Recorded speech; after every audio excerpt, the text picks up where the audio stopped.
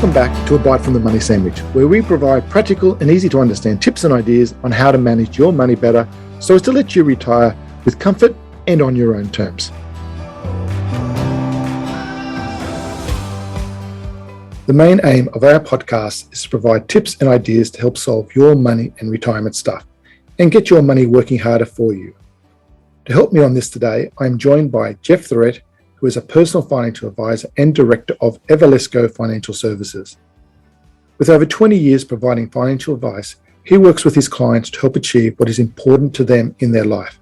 And it's not just about the financial, as he and his team work on the healthy, wealthy, happy philosophy in all that they do. Funny enough, this may not sound like what you would expect from a financial advisor, so maybe before we invite our guest on, here is a 60-second recap of financial advice in Australia. As up until about 50 years ago, traditional financial advisors only looked after your insurance and savings. The old AMP National Mutual agents, for example, for those of you that remember. The introduction of superannuation and easy access to the share market changed all that and came the birth of the modern investment advisor. In the last 10 years, there's been also some major changes to the finance industry and advice profession.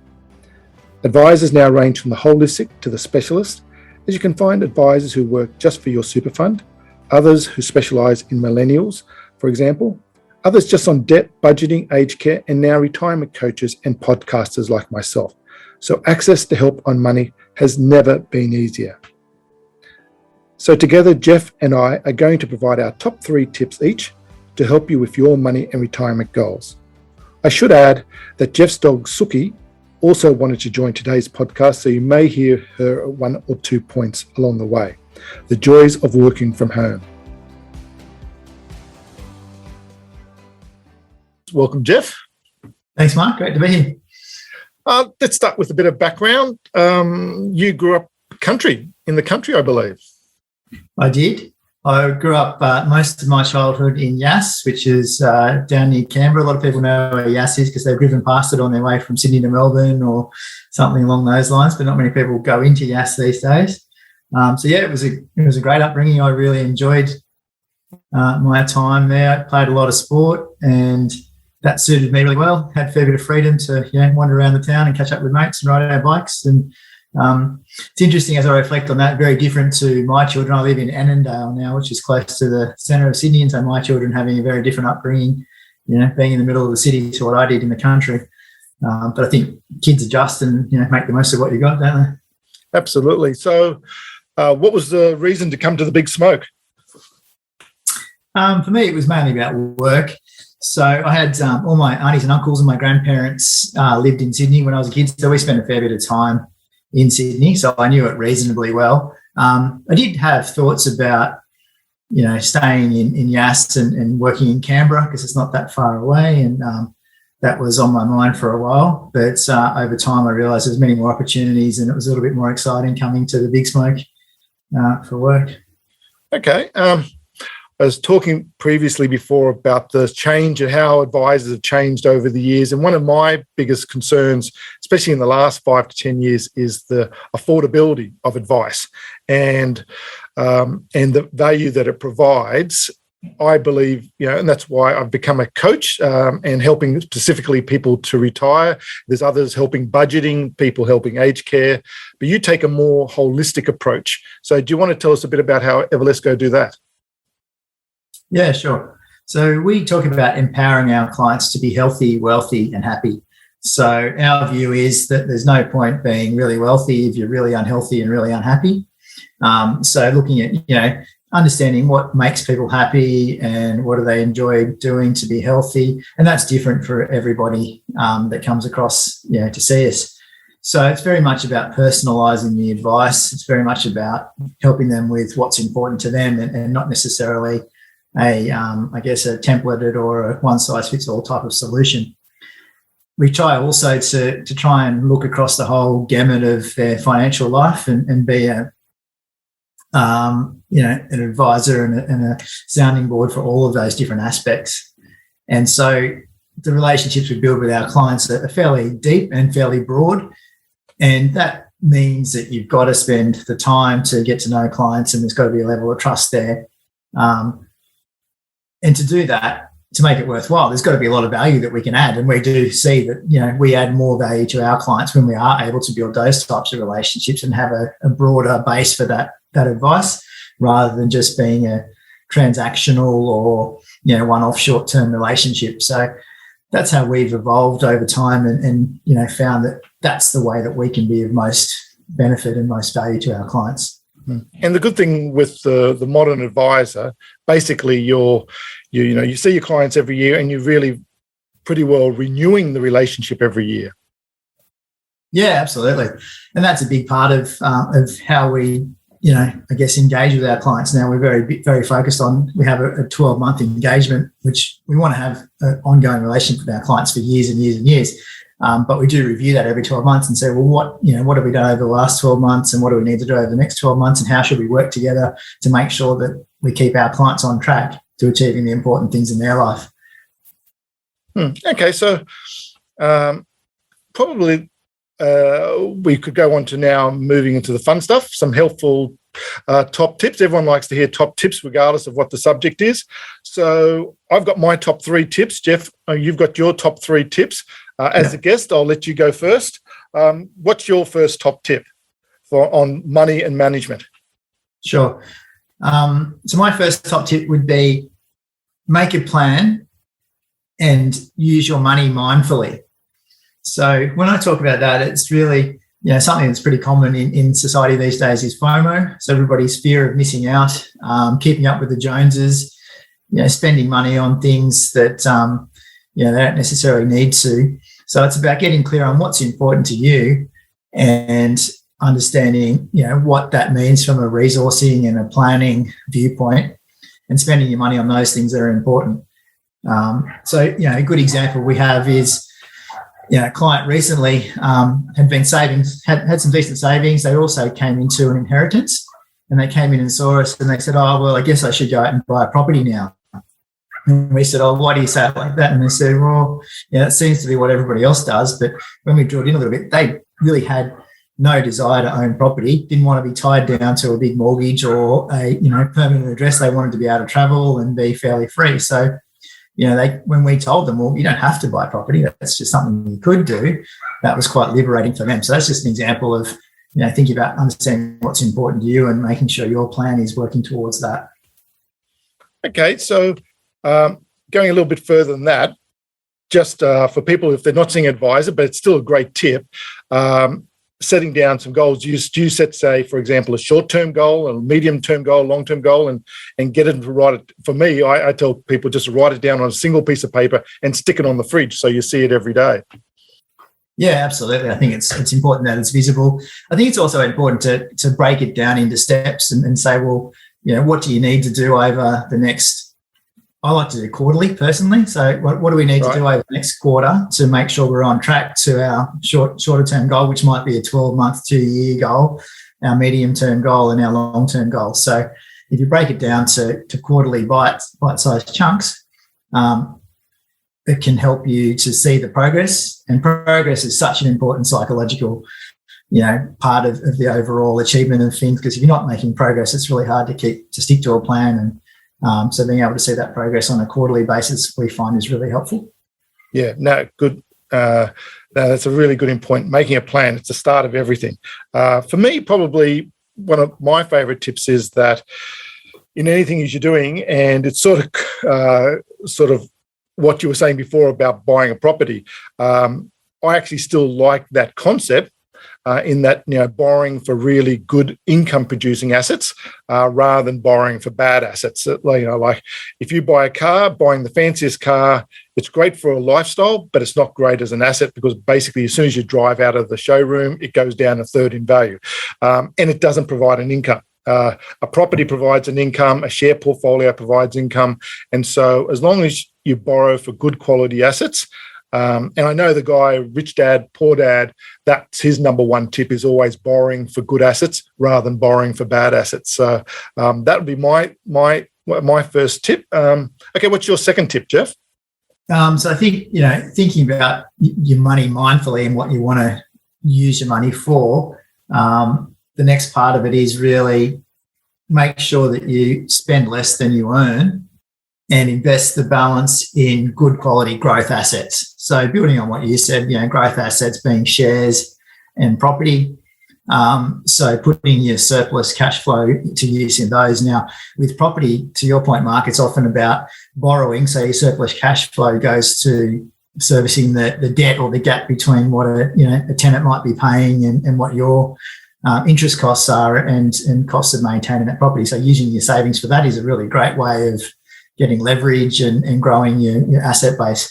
With shares, we really like the idea of regular investment plans into shares. So you can do that via managed funds or those types of vehicles. But putting money in on a monthly basis is a really great strategy for those types of assets because, the share market goes up and down, and that sometimes scares people. But if you look at it over a long period of time and you're buying every month, it smooths out the entry point that you're having, makes it less volatile, and it makes it easier to stick to that strategy. And so often we have clients, come in after they've had a regular investment plan in place for a few years, and they're amazed by how much is accumulated in that plan because they've got money that they've forgotten that they're putting that money away each month, or they don't miss that money each month.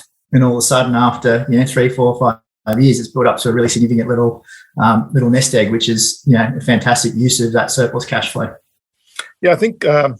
And I know the technical term is dollar cost averaging. So when we often talk to our clients on that sort of subject, but it's just not trying to pick the timing of the share market. It's just making sure you just do it every month. And some months it'll be up, some months it'll be down. But on averaging it out, you're going to come out ahead. I think actually probably my second tip will be along the same lines in getting disciplined in that savings. And I know a lot of people say they live pay packet to pay packet. By the end of the month, or if they get paid fortnightly, however they get paid, they just don't have enough money to save. And so my usual tip is that you always pay yourself first. So whenever your pay comes on the first of the month, that as soon as it gets in an hour, and you try and make maybe an automatic debit, and you just have an amount going over into another savings account. So at least you've got your savings out of the way, because disciplined savings, as you would know from your clients and my 30 odd years in this, that is the hardest thing for people to do, is to save. Absolutely. Yeah, makes a lot of sense to me as well.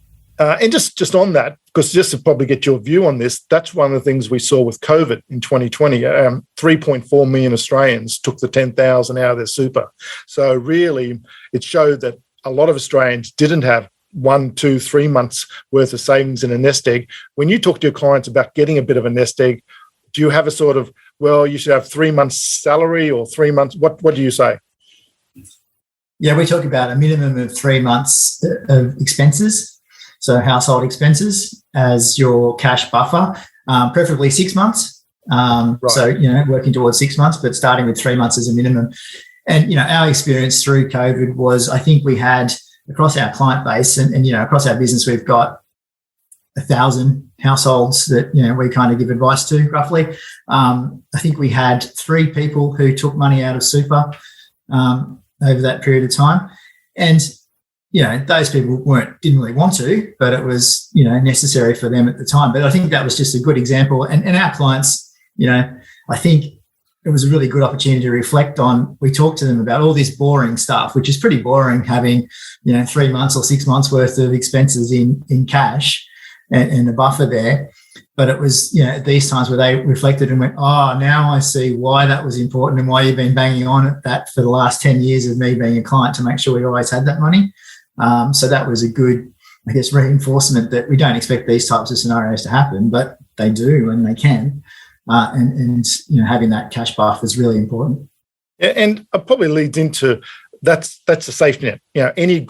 The basis of any good financial plan, regardless of what your goals, is having a good safety net in place. That's a nest egg is one of it. Having life insurance, getting a review on your insurance, and making sure you've got a will. How do you it'd be good, I know we're going slightly off topic, but this is good. What do you do when you're talking about insurance and estate planning? Is that part of what you do for your clients? Yeah, absolutely. I actually worked for an insurance company early in my career in financial services, and that was really reinforced to me the value of having that insurance, because I was helping advisors with managing claims and getting claims paid, and That was quite confronting as a young person to see, what people were going through, but also the value that insurance provided. So insurance is a really big part of what we do. And I think it's, to my viewpoint, it's kind of, there's no point having this fantastic plan that you're building if something's, something little or something big happens, and that plan just becomes irrelevant. So, we're building this plan. We're focused. I'm an optimist. I always like to look on the bright side of life. Yep. and assume that things are going to go well. But I'm also, my experience tells me that isn't always the case. So making sure that we've got insurance in place, that we're not exposing people to undue risk. It's all about risk management, isn't it? It's about, Absolutely. If you're investing your income on a regular basis, if you're borrowing money to buy property, then everything relies on that income. If your income isn't there for a period of time, then you're really at risk of, personal difficulty. So having insurance in place, and also to protect your loved ones if you do die prematurely, and not leave them with any debts or hassles, financial hassles, is really important as well. Yeah, and you're not getting insurance because you're trying to make your loved ones or dependents rich. You're just trying to make sure that they have dignity and can enjoy the same lifestyle that you're enjoying now. So yeah, it makes perfect sense. Okay, now your last tip. Yeah. So my third tip is make use of smart superannuation strategies. So super's, often controversial sort of topic and a bit confusing for some people, but it really is our very own onshore tax haven. So, we talk about the rich and famous having their, offshore tax havens and saving tax there. We've all got access to our own onshore tax haven here through super. So just explain that a bit more. So why is it a tax haven? So within super, when you're growing your super and you're contributing to it and it's building up, you pay less tax on the earnings and capital gains that you might make in your super than you probably would if you invested in your own name. So you're paying capital gains tax at 10 to 15% of any gains that you make in super. Whereas in your own name, if you're earning a salary and then you're making some gains on top of that, you're probably going to be paying capital gains tax at, somewhere between 20 and up to 47%. On your income within super, whilst you're growing it, you're paying income tax on your earnings on, dividends or rents or interest at 15%. Whereas, as we all know, earning money in our own name, we pay a lot more tax than that. Yeah. And then when you get to retirement, and you're accessing your super, you can access it as a tax-free income stream or a tax-free lump sum. So all the tax is being paid all the way through at a reduced rate. And then when you get to retirement, you've got this lump sum which you can get your hands on, or you've got an income stream, which is our preferred method of people getting access to the super, is to draw it as an income stream each year, so to replace your salary when you stop working. And that's tax-free, which is pretty awesome. Absolutely. And as you say, it is the only legal tax haven available to Australians, so we should all try and take advantage of that. Mm-hmm. Now, you were saying, yes, super strategies. You were talking about your top tip. Yeah, so it comes back to understanding what's important to you, and that changes at various times of life. So it's not a matter of putting all your money in super from, the day you get your first job and putting all your savings in super isn't necessarily. It's about being smart with how you use it. So you can get some tax deductions by putting extra contributions into super, and that might be appropriate for you at different stages of life to get that tax deduction and put some more money into super. You can also put in lump sums into super at various times in life as well, which can be beneficial to you. And then when you get to retirement, it's about working out how you draw that down and access it in a tax-effective way. So, I would always encourage people to think about super as a good opportunity to put a little bit more in, because the benefits of compound interest is that if you start earlier, then that compound interest grows over time. So if you start putting in a little bit of money when you're 30, that's going to grow a lot more than if you wait till you're 50 and try all of a sudden to catch up. It's very hard to catch up on that 20 years worth of growth that you've got on that money. So thinking about how it fits into your overall plan, and chipping away at putting a little bit more in, and then building that up as you can, as your surplus income allows. Yeah, and I suppose with a lot more people renting than than having their own home, or even if they're getting investment properties, super definitely is going to be either the second biggest asset you have in your lifetime or the biggest asset in your lifetime. So, I get most people think superannuation is a boring topic, but having at least understanding where your money is invested and looking at your annual statement is important, just to be aware of it. Yeah, I think that's a great point. Most people, you probably have a better idea of the stats than me, but most people are just in a default option and don't give it any thought. And usually that default option we find is not necessarily the most appropriate investment for them at the time. So a default option for somebody in their early 50s might be a more conservative, slightly balanced or more conservative fund. Whereas if you're going to be working for another 15 or 20 years, then it would make sense for you to be invested more in shares and property, which are going to give you a better return, even if they do go up and down a little bit over that time, over that 15 to 20 years. Most people don't even think about that. And that's just a simple tick a box, and it makes a massive difference. Yeah, I think, I've still got my last tip to go, but I think actually this is a really good point, because it's something that I harp on about, and will definitely through these podcasts you'll hear more than once, in that the default for most is in the balance or growth, and for super funds, and you only just have to go look at your annual super statement to see that. And I think from the stats, it's over 80% of Australians are in the default. A simple tick, and you could go into the high growth. And this is important. This is not advice, but just the simple facts are the historic. If you take the last 10, 20 years of a high growth fund, whichever super fund you're in, compared to the default or balanced fund, it's usually a better return of by 2 or 3% extra. You get 2 or 3% extra per annum. Over a 20-year period, your super fund would nearly double. And that's doing nothing but getting your money working harder for you. And so we'll definitely talk more about the benefits of a high growth fund in other episodes, but just definitely definitely from what Jeff's saying about super, have a look at your statement, see where your money's invested, get your money working as hard as possible for you. Okay, so my tip is actually going back to your first one, which was the plan. I think that's probably only half of a plan, and I definitely know advisors are very good at this in keeping you accountable.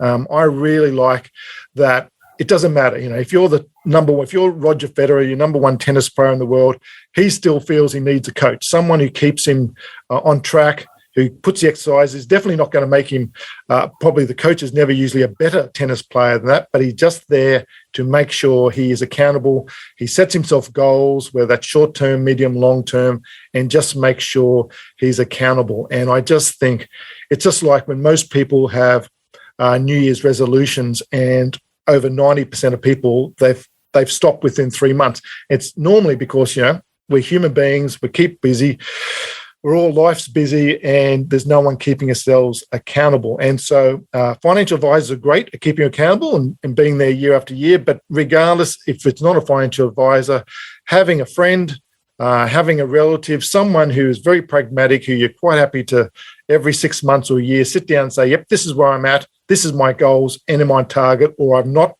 hit my target, and why haven't I hit my target? Just something you do that, because if you're left to your own devices, it's just unfortunate. We're all human and we're just fallible. So that's my definitely number one tip, is be accountable to someone, because it's the easiest way to reach any goals. I think that's really good. Could I just add a couple of things? Absolutely, please. Yep. I think that checking in with somebody so you can track your progress, because again, coming back to what I was saying earlier, making progress is really important to see that. But if you can have someone you can talk to about it and say, this is the progress I've made, and yes, I'm on track to where I thought it would be, or no, I'm not, so what do we need to do differently? That can really help on a regular basis. I think the other part of that accountability, and I think a coach or an advisor really helps in this, is to, in the most polite way, stop people making stupid decisions. So, it's things like, in March last year when the share market dived, a lot of people sold out to cash. in their super fund or in their investment portfolio because they got really nervous about the investment markets. Now, if they had somebody to talk to, that might have been the right decision for them. I mean, I find it hard to think it would have been, but, it might have been. But if they had someone to talk to and bounce that off and I would say to them, well, why do you think that's a good idea? How does that fit in with your overall plan? Have your goals changed? Has your timing changed? Do you not have your buffer in cash? Do we just need to get a little bit of cash out? Those types of things, as opposed to these knee-jerk reactions, which is where people tend to come unstuck. So we've got, lots of examples where we really like our clients to get in touch with us before they make decisions, when they start thinking about things, and just say, what do you think about this? So I've got a call this afternoon with a client who's recently bought a property, which he's really pleased with, and then another one's come up, similar property, and he really likes to look at that, and he's saying, do you think I should buy this one as well? My initial thought is probably not, but let's have a talk about it and say, well, why do you think it's a good idea? Has your plan changed? What's different now, to try and help him to make sure that he makes a informed decision, just by, it'll be his decision at the end of the day. Yes. But just by talking through it with me, hopefully he'll make a better informed decision. And that's, again, the value of having somebody from an accountability viewpoint to say, well, is that the right thing to do for your plan, or has the plan changed? And let's work out, why and how and what the new plan is. I know I definitely spoke to someone March last year after they had moved their whole super fund to cash, and after a drop, because they said, well, the share market always takes at least a year to 2 years to bounce back. I'm just going to leave it in cash. Unfortunately, the share market bounced back within 3 months, so faster than it's ever done before. So it's very difficult to time the market, and it's just better to sort of, I know this is definitely something you believe in. Keeping a certain amount aside for cash, especially for retirees, 2 years salary or income in cash, so that if the share market does drop, well, that's all right. You've got enough cash to see you through and to give it time to recover. Yeah, absolutely. Just on, if we're talking about cash, because we're one of the things that is really important, if you get right to the basis of anything, and I do see a lot of advisors now spending a lot of time with their clients on cash flow coaching and just getting that cash flow, because the basis of any really good plan is that you actually spend less than you actually make. So how is the cash flow? Any person in their own business knows that they've got to get the cash flow right. And so people are seeing more and more, how do I actually get the cash right before I can start looking at anything else, investing in super, investing in shares, property, and so on. So how do you help your clients in cash flow? I know there's a couple of really good free programs out there. I believe you use My Prosperity. So tell me a bit about that, because I think that is very important for a lot of people, that cash flow. Yeah, absolutely. I 100% agree. It's really the foundation of building a sustainable long-term plan or a sustainable long-term business, to your example. For us in our business, I guess there's a bit of a spectrum that we take on that as well. So some clients come to us and they just don't have a good handle at all on what they're spending their money on, where it's going, and they're just not able to save. So we might work with them on a more, almost a remedial basis, and try and dig into, where the money's going. And that's where we use a tool like My Prosperity, where you can link up your bank accounts, you categorize your different types of spending, you look at your income that's coming in, and we can do a deep analysis on that and go, well, did you know that you're spending 10% more a month on eating out than your peer group, or than what you thought? And some of them, just by having those numbers, will go, oh my God, I didn't realize we were spending so much money on those areas. So that allows you really to dig into it. And then you say, okay, well, where do you think you might be able to cut back? And then we set a budget for them. We work with them to set a budget or a spending plan. Some people don't like the word budget. I don't really like the word budget either, but a spending plan, and say, well, this is where you should, this is what you think you should be spending money on. This is how you think you should be spending your money. And then we track that for, 3 months, 6 months, and we report on it monthly in the early days, because if you only look at it every 6 months or 12 months and you end up being 20% out, it might have been something that happened 5 months ago that made you blow out. So if we can track it monthly and just kind of go, well, almost like a traffic light report, if you look at it and everything's okay, then it's a green light, tick, great, keep doing what you're doing. if you're a little bit over in your spending, then, let's have a quick look at it and see what we can fix up. If you've blown it out, then let's jump on it quickly and get on top of it straight away. So that's kind of the deep dive remedial part of cash flow planning. Then once you've done that for 6 months or so, you get comfortable. You might have to adjust the budget. The budget might be wrong as well. Adjust the budget, and then you get your savings going towards your emergency cash buffer sort of bucket for a period of time. You build that up, and then you start your regular savings towards your goal or your regular investment plan as well. The other part of it is clients who have a bit better of a handle on their spending, and they don't really want to look at the detail of it. They say, okay, well, we're saving $1,000 a month. We think we're pretty comfortable with that. That's working for us. How do we make the most of that $1,000 a month? And that's really then, okay, so do you put a bit more to pay off your mortgage because you've got a little bit to go on your mortgage, or do we increase your super contributions or a regular investment plan? But that's the type of advice we might be looking at in that case.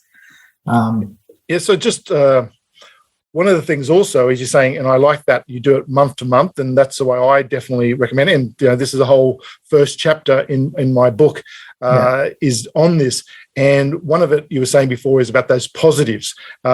If you get in early, and a lot of this is not major changes, it's just tweaking, but you get these small wins and you feel more better about it, because I totally agree. You call it a budget, negative connotations. I don't want to be tied down. It's going to make me miss out on all the good stuff. I get that. But if you can do cash flow, get little wins, see where you can find extra savings, it just makes such a big difference to you. And to me, you're just getting control. That's it. You don't know this stuff, but you get in control of it. Yeah. And that's where, there's some big wins that you can have. It could be, if you've got a mortgage, that's a really big one. It's how have you got that structured? What interest rate? If you've been with a bank for 10 years, you're probably paying way more in interest than you should be, because the bank doesn't come to you each year and go, we've just reduced our interest rates. We'll give you a bit of a saving.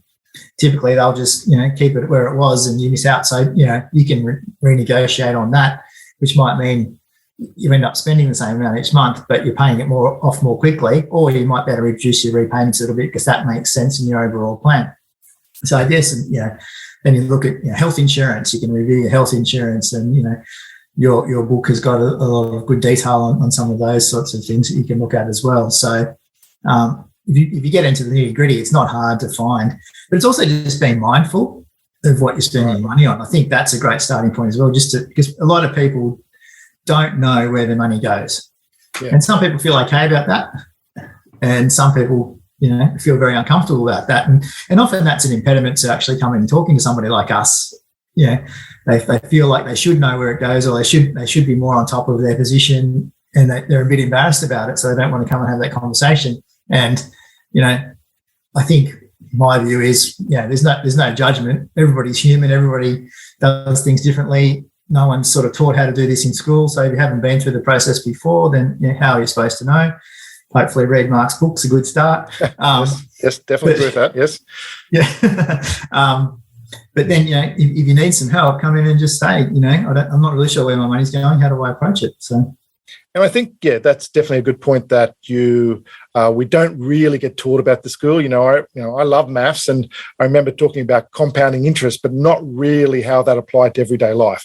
Definitely not on how you should be looking at your pay packet, how you should be doing it. And I know I definitely talk about to some people when we're reviewing this that, what's an essential item, what's not so essential. And some people think coffee every day is an essential. There's definitely no way I'm going to cut back on my 3 coffees a day. And that's fine too, but at least you understand you're spending it on 3 coffees a day. So it's just important to understand where your money is going, so then you can make some informed decisions. And one of the things we always do is ask for a final bite. So Jeff, what's the best piece of advice you've ever received? It's a good question. Good question, Mark. I like to read lots of quotes and that sort of thing. So I've thought about a few of those, but I think maybe I'll go away from the financial side of things and the quotes and reflect on something that my grandmother said to me, which has always stuck with me. I had a pretty close relationship with my grandma. And she said to me, I think it was about the time I was kind of heading off to uni and moving out of home. And she said, my best advice for you is be the boy your grandma thinks you are. Oh, yeah, okay.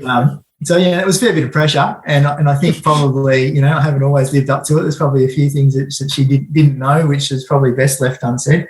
But I do think it's it's a nice way to carry yourself. Is if you would be comfortable telling your grandma or your grandma seeing your actions and your words, then it probably means it's okay and what you've done is the right thing. So yeah, I think that was a nice piece of advice. Lovely. No, I really like that, actually. And, I'm plenty of years left of work and advice. But if we talk about in the book about year R, what does your retirement look like? What's your year R look like? Have you thought about what that might look like for you? Yeah, I have. I think it probably comes with the territory because I'm talking to clients about this sort of stuff for them all the time. So, it leads me to reflect on a few things and I get to hear what they're planning. Oh, that sounds pretty cool. I'll put that on my list to consider, which is nice. For me, the timing it's probably about 10 years away. My daughter is in year 6, and so I realistically think I'm probably not going to be going anywhere before she finishes school, and maybe if she decides to go, she's my youngest, I've got a son as well. I'm not going to be rushing off anywhere before she finishes school and maybe uni as well. So that probably gives me another, 7 to 10 years. I definitely like to spend more time closer to the beach when I retire. I love the beach and I get to spend a lot of time there in summer because my parents live down the south coast and we spend a lot of time down there, which is great. So I definitely spend more time at the beach. I might think about splitting my time between Sydney and the Sunshine Coast. I like the Sunshine Coast. I've got friends up there. Enjoy spending my time there. There's enough there to, have some bit of infrastructure and, things to do as well as the beach. And the climate obviously is pretty nice. Definitely like to travel more. But it's hard to envisage that right now. We're probably in lockdown. It really is. Yeah. And probably the other thing I'll spend more time going to shows and concerts and sporting events. Yeah, no, there's definitely a bucket list of sporting events. I've done Wimbledon, but, a World Cup in soccer, a Rugby World Cup, there's a Ashes at Lords, those sort of things. Yeah, definitely you could spend some retirement years doing those sort of things. Yeah, for sure. Well, it's been great having you on today, Jeff, and just thank you for taking the time to talk to us. It's a pleasure, Mark. Congratulations on your book and the podcast. I think it's great information and hopefully people enjoy listening to what we're talking about and get some value out of it as well. So well done. Thanks for that great plug there, Jeff. Thank you. If you would like to know more about Jeff and his company, visit their website everlesco.com.au and also have a read of their Healthy, Wealthy, Happy blog for some more great tips and information. I should also add that as I've now moved to become a retirement coach, I was so impressed by their team and services, they now look after my own clients after retiring from 30 years of being an advisor myself. Thanks again for listening, and if you have any questions or want to find out more about our retirement coaching and other services for The Money Sandwich, please visit our website, themoneysandwich.com. See you next time when we take another bite from The Money Sandwich.